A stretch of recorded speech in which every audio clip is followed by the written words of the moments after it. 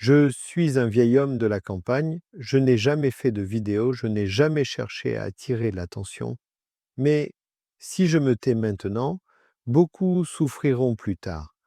Dieu m'a montré que des temps difficiles arrivent et il ne nous avertira plus.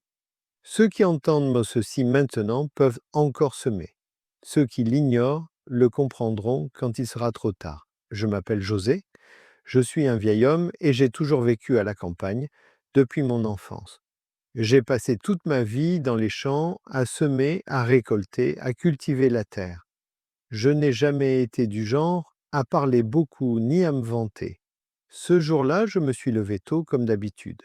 J'ai fait ce que j'avais à faire, j'ai réglé mes affaires, j'ai pris ma houe et je suis allé au champ. J'ai travaillé toute la matinée. Le soleil s'est levé et mon corps s'est fatigué. Je n'ai plus la force d'avant. À midi, j'étais complètement épuisé. Je me suis arrêté un instant, je me suis assis par terre, je suis resté là, silencieux, à contempler le sol. Je ne pensais à rien, j'essayais simplement de me reposer. C'est à ce moment précis que tout a basculé. Je n'ai rien vu de différent, je n'ai entendu aucune voix, il n'y avait aucun bruit, je me suis juste arrêté, je suis resté là, incapable de me relever. Mon corps ne répondait plus. Ce n'était pas une douleur, ce n'était pas un vertige, c'était comme si je devais rester là. Assise là, des pensées qui n'étaient pas les miennes ont commencé à me traverser l'esprit. J'ai vu des gens souffrir, des tables vides, des marchés déserts, des gens perdus. Ce n'était pas un rêve. J'étais bien éveillé. C'était d'une clarté saisissante, comme un souvenir qui n'était pas le mien. Alors, j'ai compris que Dieu me parlait. Ce ne fut pas une longue conversation.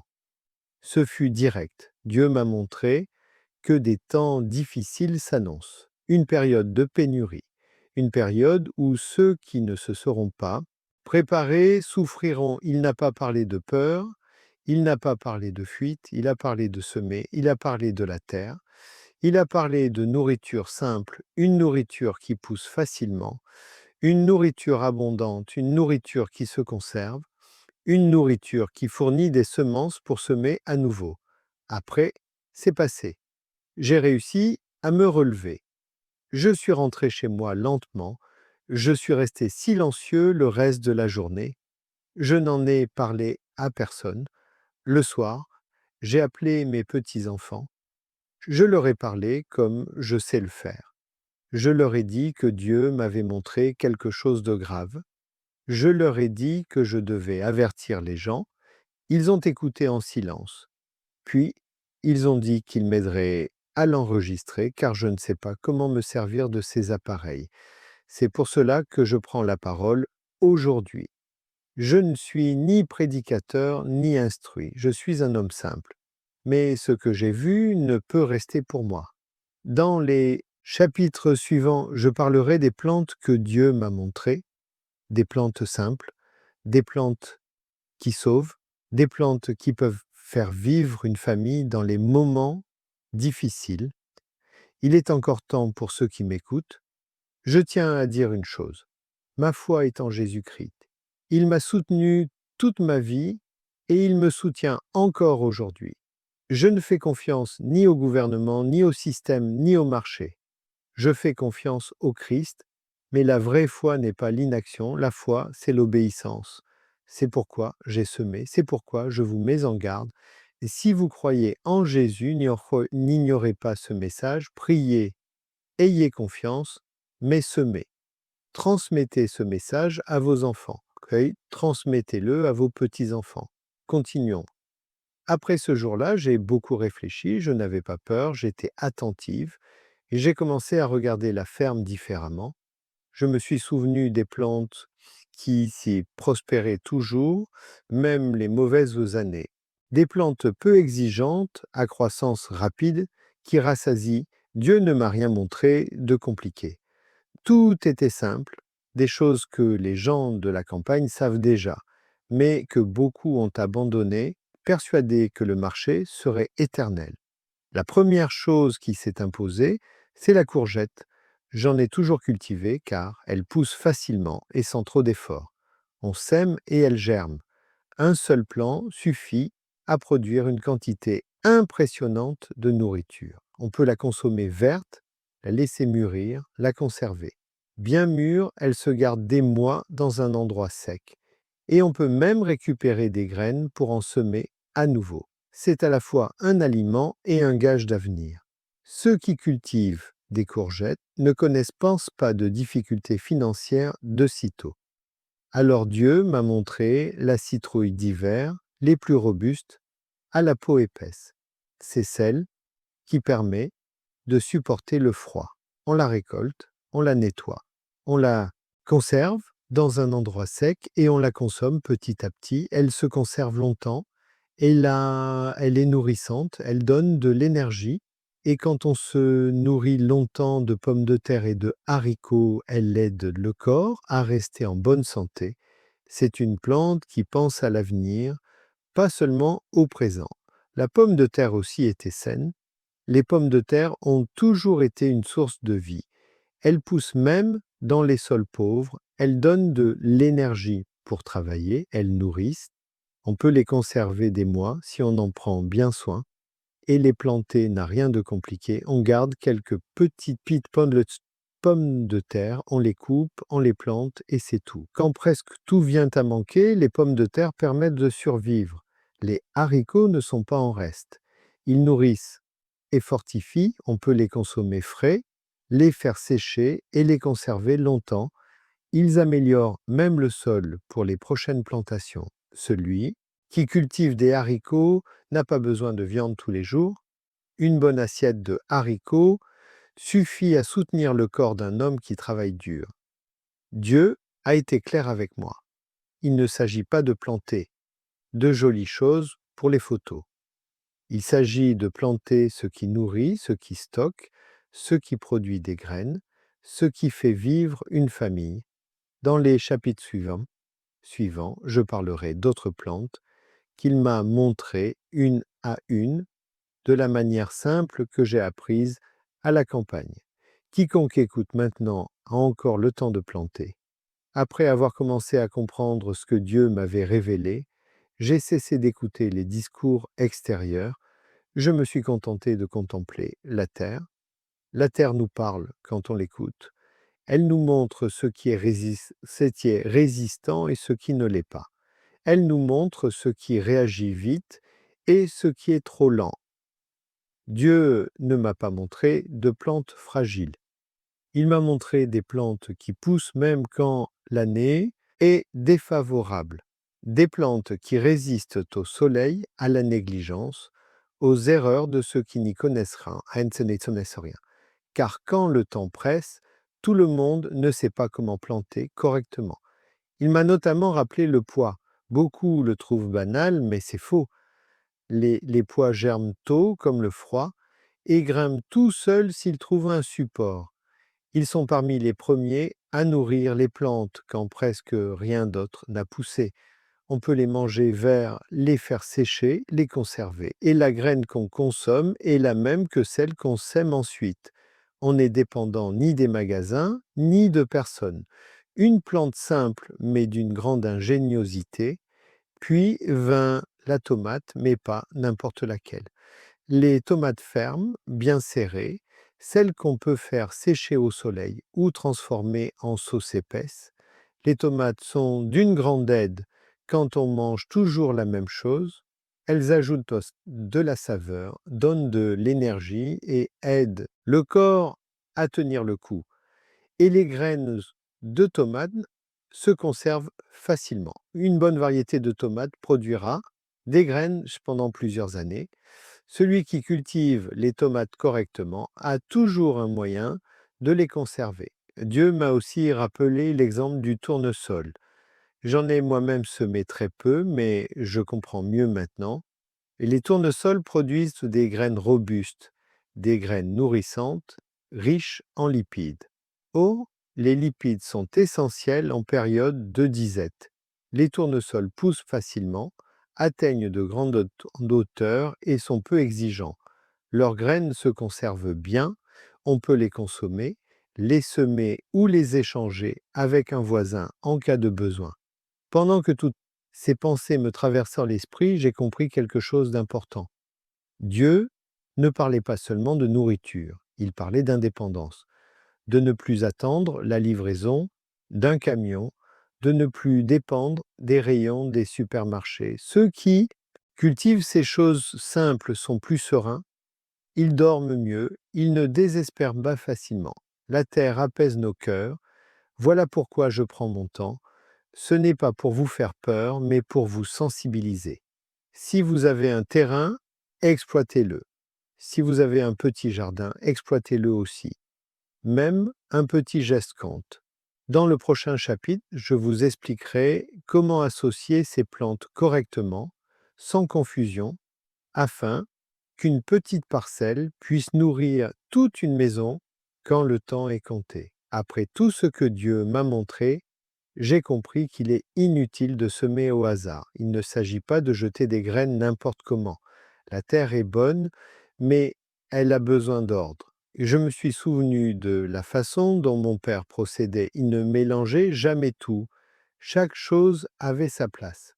Les plantes à croissance rapide étaient plantées près les unes des autres, celles à croissance lente plus loin, ainsi on ne se perd pas. Quand le temps presse, la confusion est plus handicapante que le manque d'énergie. Une simple ferme se doit d'être organisée. Dieu m'a montré que même avec peu d'espace, rien n'est perdu. Un petit jardin peut résoudre bien des problèmes si l'on y plante judicieusement.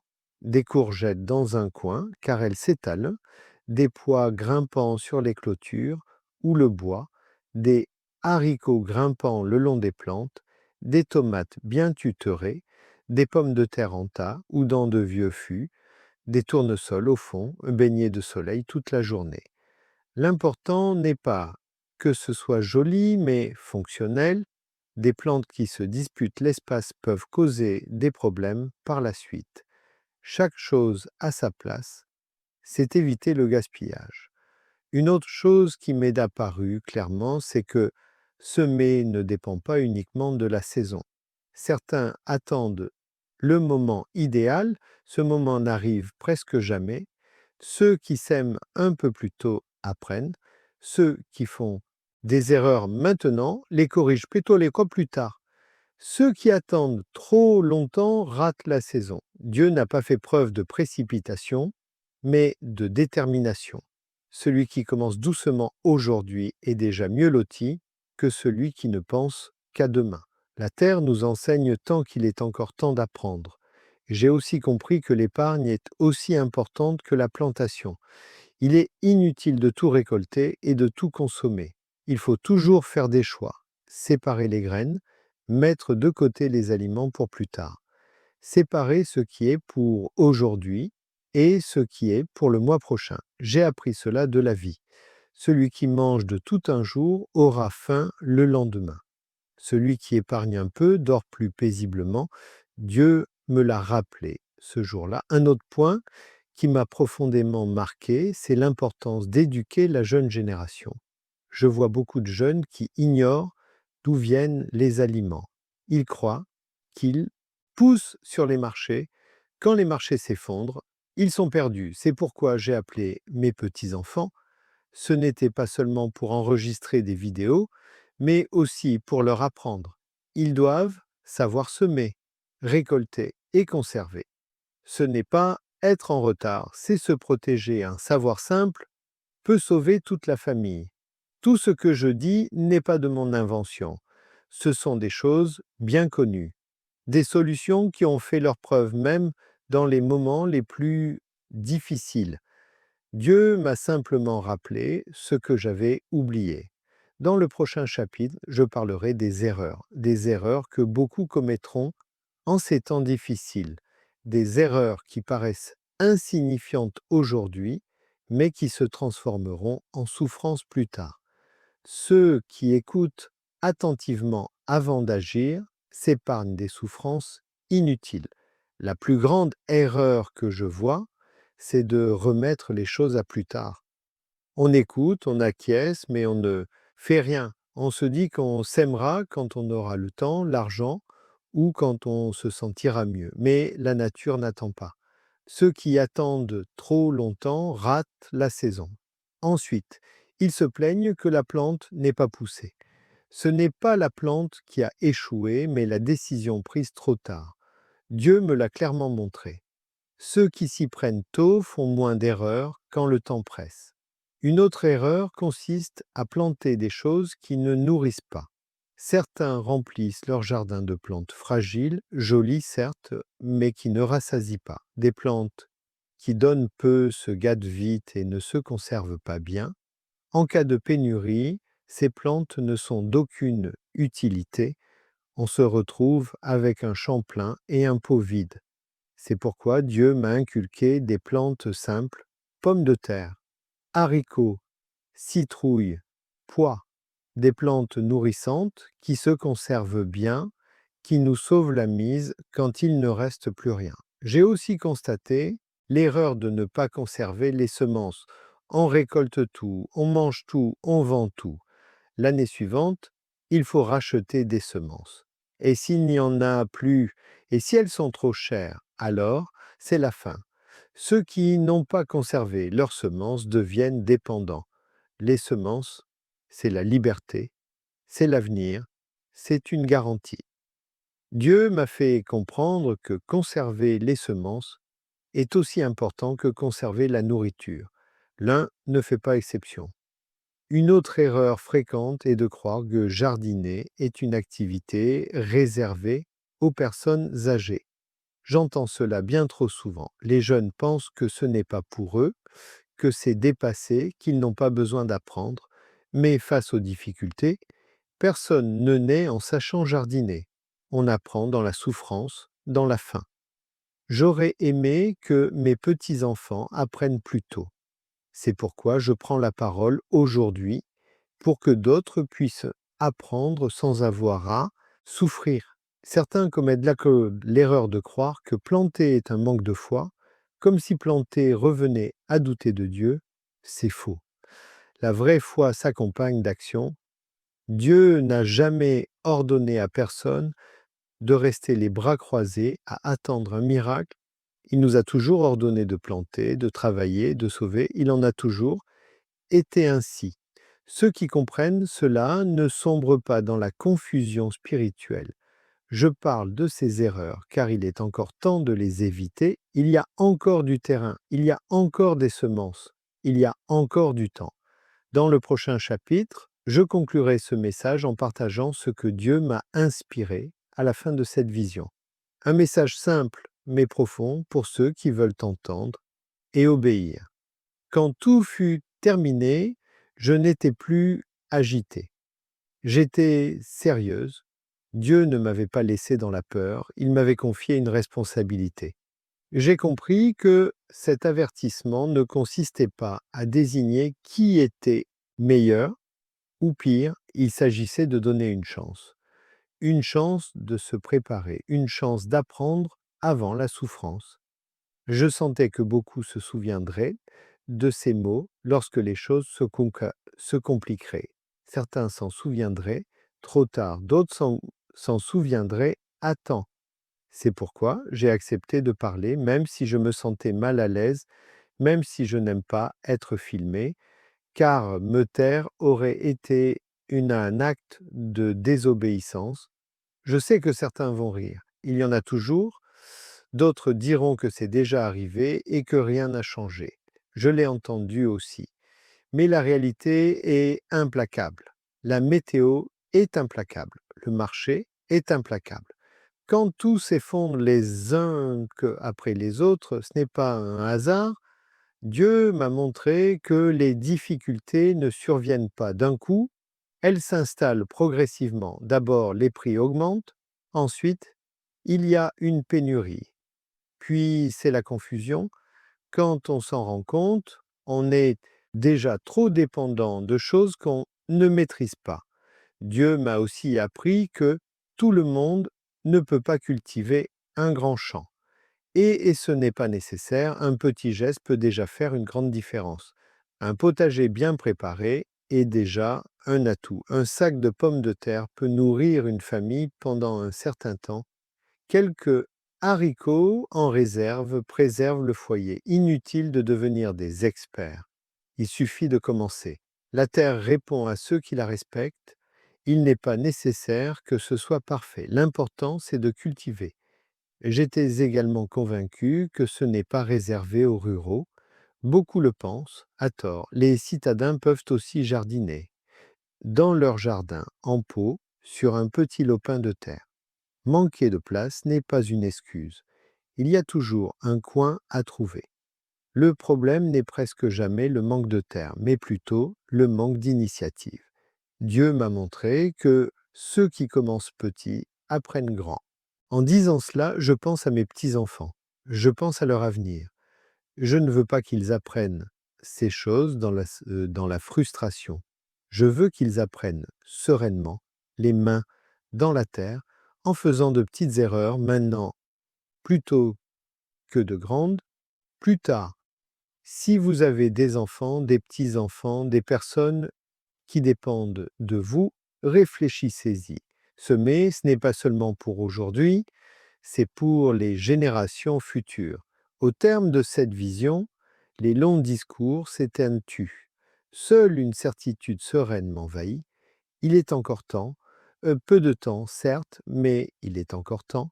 Ceux qui écoutent maintenant peuvent s'organiser. Ceux qui écouteront plus tard devront se démener pour rattraper leur retard. Je ne suis pas là pour commander, mais pour avertir. Chacun est libre de décider de la suite. Je conclus en disant ce qui a toujours guidé ma vie. Ma foi est en Jésus-Christ. Il m'a soutenu dans l'abondance comme dans le manque. Je lui fais confiance, mais je lui obéis aussi. C'est par l'obéissance que j'ai semé. C'est par l'obéissance que j'ai gardé. C'est par l'obéissance que j'ai parlé. Si vous croyez en Christ, n'ignorez pas cet avertissement. Priez, ayez confiance, mais semez. Enseignez, préparez, que Dieu bénisse votre foyer et vous donne la sagesse.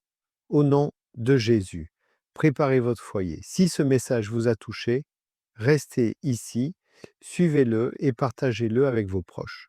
Que Dieu vous protège au nom de Jésus.